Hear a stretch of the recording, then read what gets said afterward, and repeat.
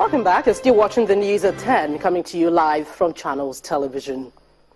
The Nigeria Security and Civil Defense Corps says four of its operatives have been killed by gunmen in Omoku, Ogba, Egbema and Doni local government areas of Rivers State.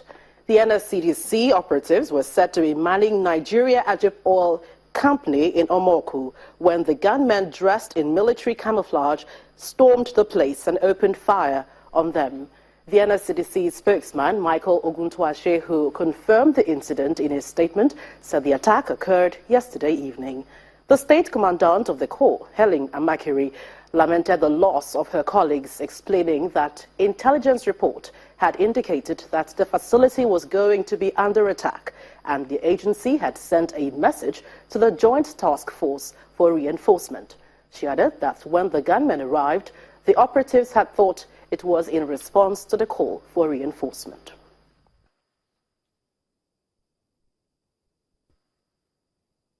Well, that's it from the nation's capital. It's back to you, Gimbar. Brilliant, and thanks indeed, Gloria. The Senate has condemned what it describes as rising cases of jungle justice and lynching in Nigeria. In a motion sponsored by Senator Gbenga Ashafa, the upper legislative house expressed concern about individuals arrogating to themselves the power to condemn others to death and executing judgment without recourse to the law courts.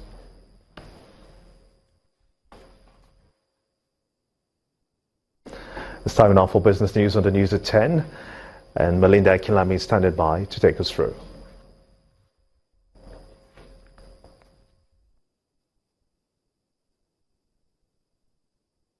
You first.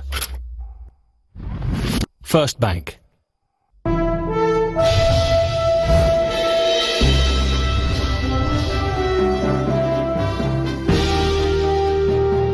Welcome to Business News. The Monetary Policy Committee of the Central Bank has left the benchmark interest rates unchanged. The 10-member committee all voted to retain the MPR at 14%, the CRR at 22.5%, the liquidity ratio at 30%, and the asymmetric window at plus 200 and minus 500 basis points around the MPR. The CBN Governor, Godwin Emefiele, reeled out the reason for the MPC's decision and their expectations. The MPC reiterated the limitations of monetary policy in reversing the current stagflationary conditions in the economy, which it traced to supply and demand shocks. Members stressed the need for a robust and more keenly coordinated macroeconomic policy framework that will restart output growth, stimulate aggregate demand, and rein in inflation expectations. Consequently, the MPC welcomes efforts at resuscitating planning, noting the progress made in developing the medium-term economic recovery plan. The MPC urged the government to urgently assess the extent of its indebtedness to domestic economic agents and develop a framework for securitizing the debts in order to settle its outstanding domestic contractual obligations, which cuts across all sectors of the economy. These accumulated debts have slowed business activities of economic agents, most of whom are indebted to the banking system, thus compromising the integrity of the financial system. It also advised the bank to commit to greater surveillance and deployment of early warning signals in managing the banking system.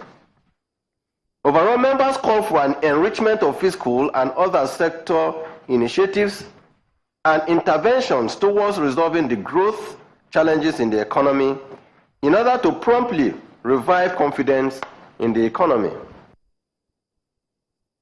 CBN Governor Godwin Emefiele.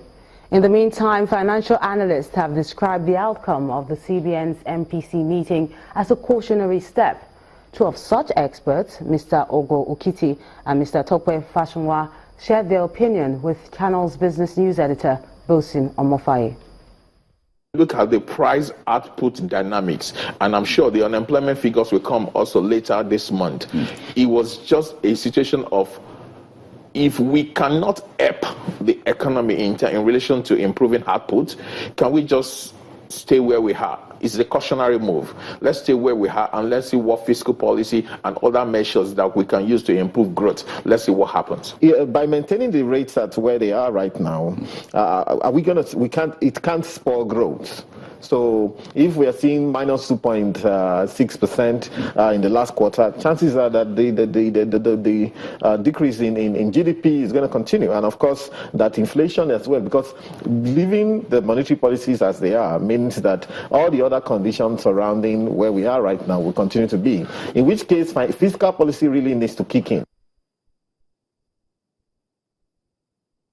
The Ogun State Governor, Ibikunle Amosu, has presented a 2017 appropriation bill with a total expenditure of about 221 billion naira. The budget, tagged Budget of Repositioning, has a capital expenditure of 118 billion naira, while the recurrent expenditure stands at 102 billion naira. The proposed 221.129 billion budget will be funded as follows. Our IGR will be 114.34, representing 51.71%. Federation accounts have been downsized to 41 billion, representing 18.54%. Total revenue 155.34, representing 70.25%. And our capital receipts, those that we are hoping our development partners will support us with, 65.78 billion. The Governor of Ogun State, Ibikunle Amosu. Equities market extended its losing streak today as the CBN's Monetary Policy Committee retains all the rates. Bolaji Akinwale has the details.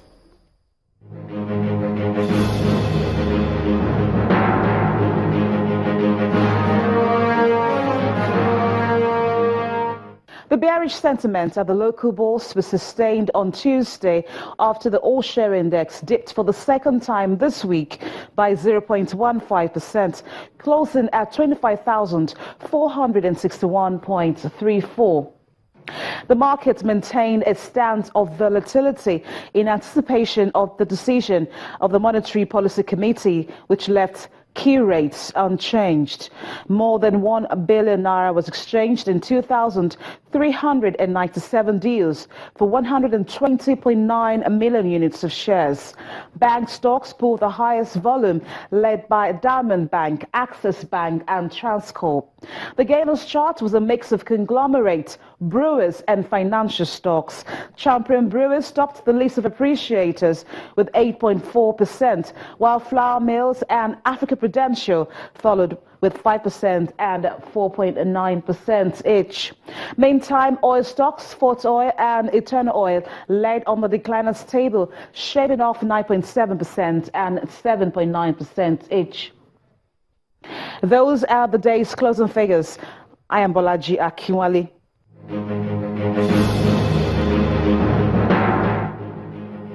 Many thanks, Bolaji. Now let's check out what's happening on the global scene. Stock markets in Europe closed higher following record highs on Wall Street and expectations that OPEC members could reach an agreement over an output cut. The Nikkei turned positive as investors look at the damage done by the earthquake in Japan.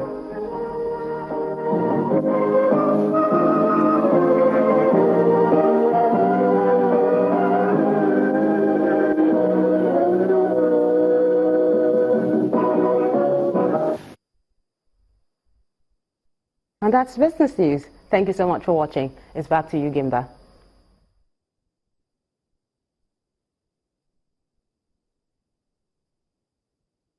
You first. First Bank.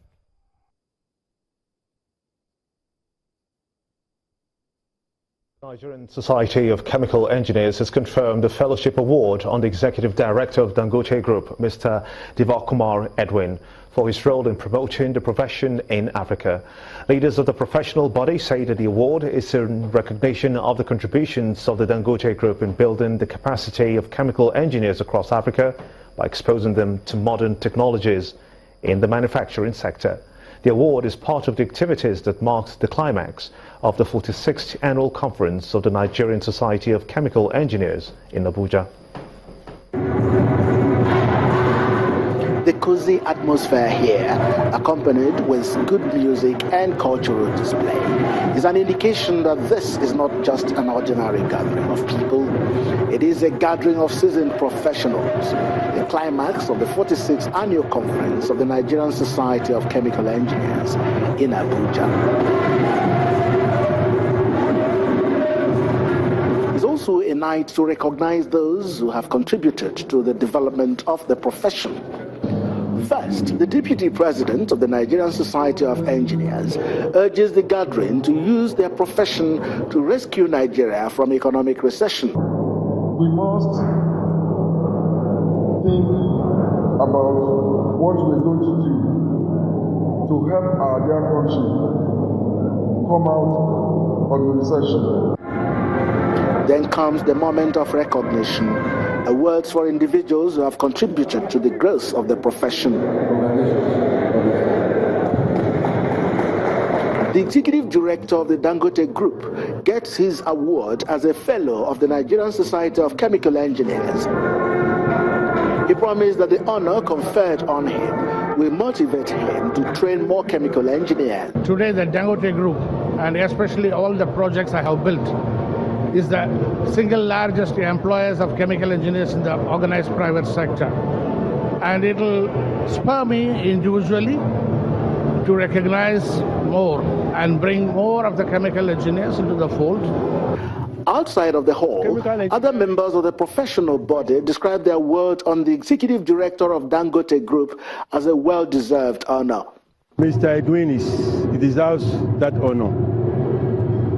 He has contributed a lot to Dangote and also a lot to Nigeria. The Dangote Group is a leading manufacturing conglomerate in Africa. It is also one of the largest employer of chemical engineers in Nigeria. The management of a leading West African multi-line insurance company, WAPIC Insurance plc, has commissioned its head office in the Ikoyi area of Lagos. WAPIC, which started operations in 1958, has today wholly owned companies WAPIC Life Assurance Limited and WAPIC Insurance Limited in Ghana and is listed on the Nigerian Stock Exchange. The arrival of the governor of Lagos State, Akinwumi Ambode, signifies the start of the program, and he immediately sets about commissioning the new 7th-floor WAPIC Insurance edifice. Amen. And unveiling the plaque. In this hall, arranged banquet style, the chairman of the board of directors informs those seated that the profile of insurance in Nigeria is changing.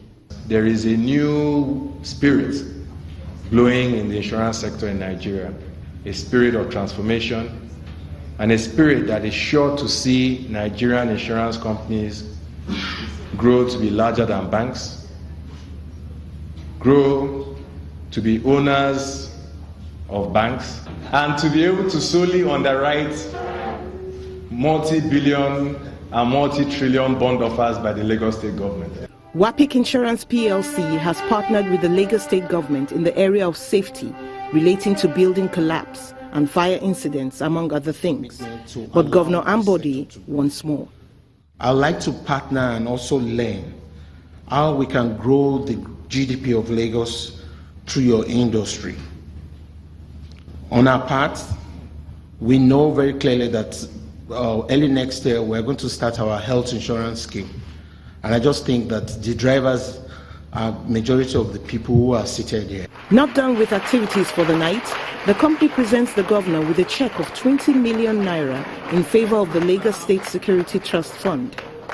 And on ideas for job creation and business expansion, we have started the process of engaging people who are going to sell insurance products to individuals on our behalf. And we intend to grow the number to over 1,000 in the next 1 year. And by the time we do that, we will have taken a lot of people out of the streets. We actually do not intend to limit to Lagos.